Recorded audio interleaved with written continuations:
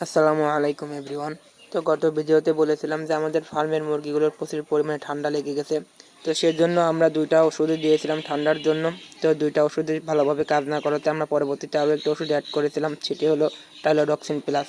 তো আলহামদুলিল্লাহ এখন আমাদের মুরগিগুলোর অনেকটা ঠান্ডা কমে গিয়েছে। তবে এখনও আমাদের কিছু মুরগি ঠান্ডা আছে। তো সেক্ষেত্রে আমরা অতিরিক্ত ঠান্ডার ওষুধ না দিয়ে তো এখন আমরা যা দিব সেটা হলো লেবু ও আদার রস ও সামান্য পরিমাণে লবণ, সেটা আমরা দুপুরে খাবার পানিতে মিক্স করে দিব। কারণ অতিরিক্ত ঠান্ডার ওষুধ অ্যাড করলে পারে যা হয় যে মুরগির প্রচুর পরিমাণে ওয়েট লস হয়ে যায়। যেহেতু এখন আমাদের মুরগির গ্রোথের সময়, এই ক্ষেত্রে ঠান্ডার ওষুধগুলো কন্টিনিউয়াসলি করলে পারে মুরগির প্রচুর পরিমাণে ওয়েট লস হয়ে যাচ্ছে। সেক্ষেত্রে আমরা লেবু ও আদার রসটা কন্টিনিউয়াসলি দুপুরবেলা খাবার পানিতে দিতে থাকবো। এক্ষেত্রে আমরা লেবু ও আদার রস যে পরিমাণ করে দুপুরবেলা খাবার পানিতে দিতে থাকবো সেই পরিমাপটা হলো 1 লিটার পানিতে 1 গ্রাম করে আদার রস ও 25 লিটার পানিতে 5টা লেবু ও 20 গ্রাম করে লবণ অ্যাড করব। তো আলহামদুলিল্লাহ আমাদের সমস্ত কিছুই মুরগির খাবার পানিতে ভালোভাবে পরিমাপ করে অ্যাড করা হয়ে গিয়েছে। তো আমরা এই পানিগুলো মুরগির খামারে দিয়ে আসবো।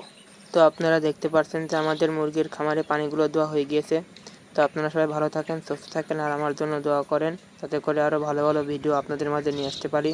তো মুরগির খামার রিলেটিভ ভিডিও পেতে চ্যানেলটি সাবস্ক্রাইব করে রাখতে পারেন ও এই ভিডিওটি ভালো লাগলে লাইক কমেন্ট শেয়ার করতে পারেন। আপনার সাথে দেখা হবে আবার নতুন কোনো ভিডিও নিয়ে। তো ততদিন সবাই সুস্থ থাকেন, ভালো থাকেন আর আমার জন্য দোয়া করেন।